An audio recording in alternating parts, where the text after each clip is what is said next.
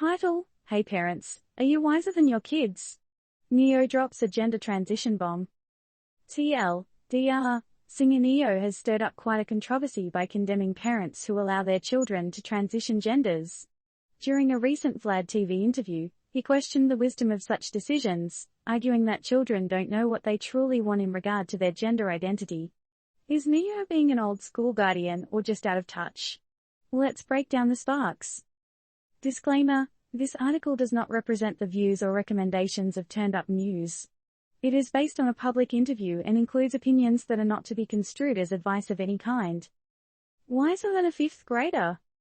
Neo wants to take us all back to school, where parents are the wise overseers, knowing more than their children. But is this always the case?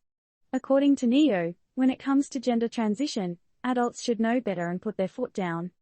A daring statement, isn't it? He says parenting isn't just about being your child's best friend, it's about being wiser and guiding them. But who gets to decide what wisdom is when it comes to personal choices?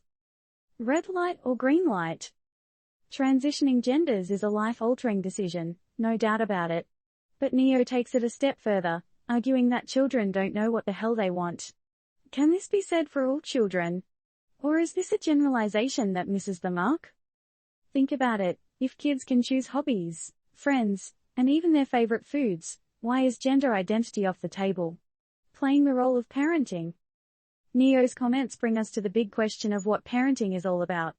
Is it about control or guidance? Protection or limitation? Or perhaps a mix of all?